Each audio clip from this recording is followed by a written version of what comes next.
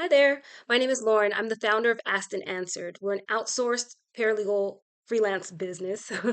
We offer freelance paralegals and legal assistants in California, and we also offer recruiting services for associates and attorneys across the country.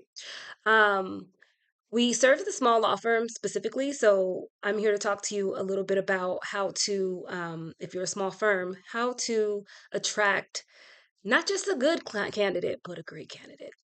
And in general, great candidates when you're looking for a new hire. We all know the 2025 job market is crazy. You put a job ad out there, you get hundreds.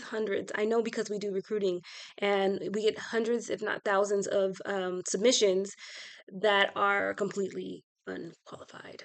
Um, and it's like finding a needle in a haystack, and it's kind of enjoyable for me because I enjoy meeting legal professionals. Um, but you want to kind of like be able to trim the fat and really get to the heart of the matter really fast. And you want to get a great candidate in the door and hired because the great people are not going to be on the job market forever. Let's be honest. And you want to get them in there. So these are my tips. Number one, your job posting needs to have a salary range, and your salary range needs to be competitive. The number one, I guess, factor when somebody's decent talent and they're looking for a job is, can they be amply compensated? If they're not at least going to make what they're currently making, they may not want to even apply for the job that you have available because they're already there somewhere making a different, better amount of money. I suggest using Robert Half's I guess it's a salary guide. They just came out with their 2025 salary guide. I use it every year for data and input for what rates we should charge. And I think it's very helpful to know what your counterparts are paying at other law firms because, again, you want not just good talent, you want great talent to come through your door. You want just a decent applicant, you want a rock star to come in and get the job done, right? And lowballing is just not the way to go. You get what you pay for. Okay, so back to the list. So you want to have your job description that is current to what you're actually looking for. Do not have that job description be something that you've used before. Take a look at it, zhuzh it up for what you actually currently need so that you get somebody that has the skill set that you're actually looking for.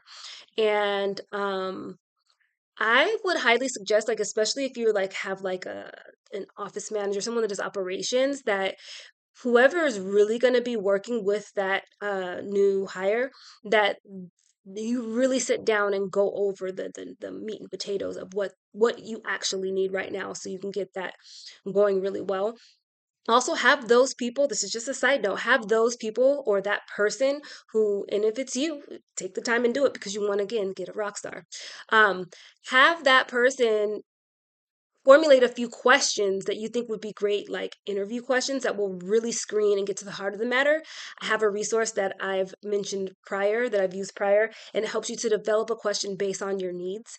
If you would like that, just comment needs and I'll go ahead and send it to you for free. It's not a problem, but it's something that we use in our company when we're doing recruiting to get to the heart of the matter. We want to really know if they know what they know, and we're not going to say, "Hey, do you know how to write a brief? Do you know how to add tables to a brief?" You don't want to ask them that because they're just going to say, "Oh, yeah, of course I can." And they're just fudging their way through. A lot of candidates do this. It's very common. And I hate to tell you, but I've been recruited by those big recruiters. And a lot of times same. They do the same thing, and then you get to the office manager, and they do the same thing. And I have the skill set. I'm confident in what I do, but not everyone that comes through that door that says they can do what they say that they can do it. Anyways, back to the list. I digress a lot. So you're going to want to have the salary, you want to have a great current job description, an idea of what it is that you're looking for on the front end. You want to have some really good screeners that you put with your job posting. So I like to use LinkedIn, but I feel like I don't always get the best candidates from LinkedIn, but they have screeners. Indeed has screeners. So you want to use a platform that you can post the job and add screeners. And this way it will filter through. Now, yes or no questions, again, people lie. So some people will sneak through that have no business applying for the job. They're completely unqualified. And you can tell that by looking at their resume, and those things don't match up, and that's not a rock star, that it's a liar. Anyhow, back to the point. You want to have the screener so they filter through and you find out, like who are your top candidates before, who are the best candidates before you even get to looking at the resumes, right? So this will just save you a lot of time. And then we do skills tests with our recruiting process. I do suggest if you are going to be interviewing a lot of candidates that you skills test them before you interview them. Why? Because you just save yourself time. The skills test is not expensive. It costs you darn near nothing. So if you see their resume and you think they're decent, put them through your skills test.